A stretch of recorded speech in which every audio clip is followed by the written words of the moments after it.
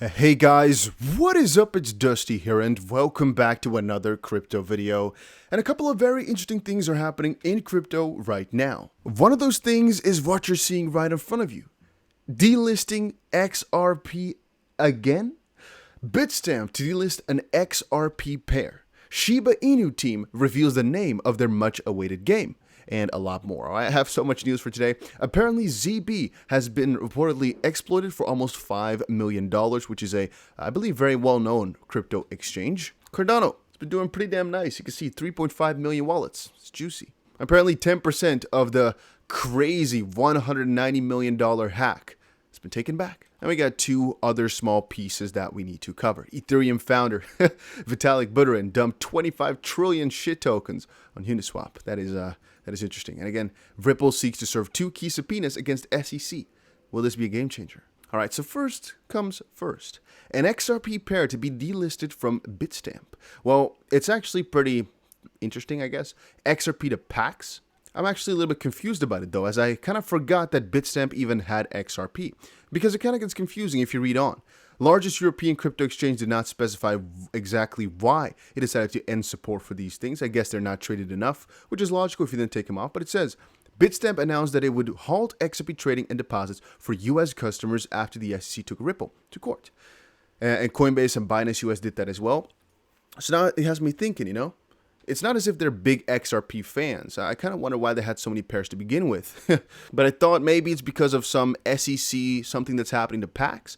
Because it's not as if it's saying like only for US customers or anything. It just says, hey, US people can trade XRP on there. That's been known for a long time. But now we're taking one pair off. And I'm not exactly sure why. A couple of others are being taken off as well, which I think is also strange. But it's 14 of them, so it's kind of not so strange. Okay, take a look at this. Shiba Inu has revealed the name. It's called Shiba Eternity. That's the new project, the new game. It's going to be very interesting, I guess. Shiba Eternity. Very nice one, though. I like it. I like the name. By the way, guys, if you're enjoying these daily crypto videos, make sure you go ahead and press that like button. It is always appreciated. And I'm seeing on the bottom right another very interesting piece of news. Actually, two. Amazon proved to be Shiba solid daily burner.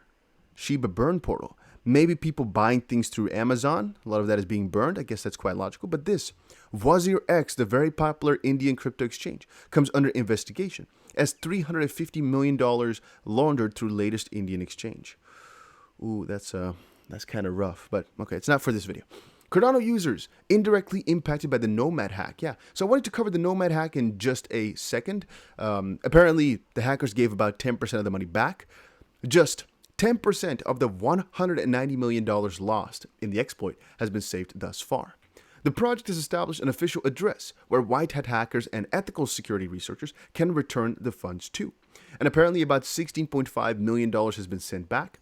Vast majority of it was USDC, with $2 million apiece of wrapped Bitcoin, Tether, and DAI recovered as well. To be honest with you, I think this is a pretty high number. They're saying like, oh, just 10%. It's so...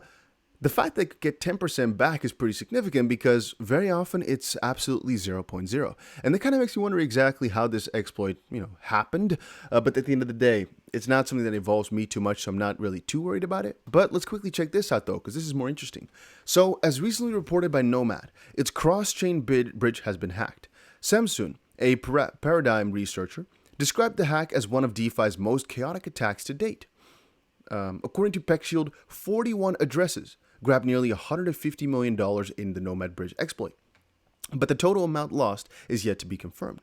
Ada Whale, a Cardano-focused Twitter account, wrote in a recent tweet that Cardano users even might have been indirectly affected by the hack, as Nomad is one of the dApps functioning on Milkomeda C1, Cardano's sidechain, and Milkomeda commented on the incident afterwards, writing that it is aware of the Nomad exploit and unfortunately cannot control what happens to other projects.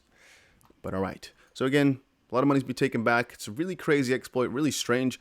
One of the more messy ones, one of the more involved ones with a lot of different addresses partaken in this, which is why, again, I guess it got it back from different sources. But let's move on.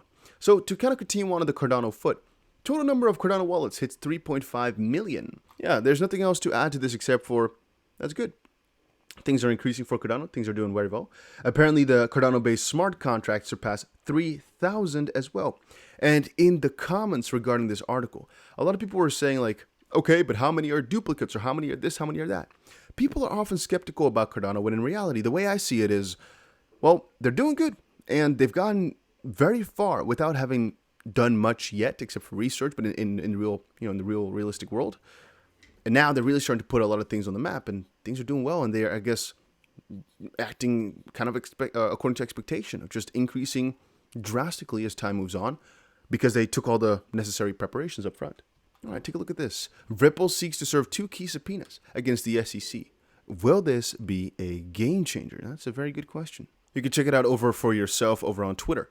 Ripple defendants requested permission to serve non-party subpoenas to authenticate videos of 7 SEC officials' public remarks in connection with previous requests for admissions, which are just basically questions asked.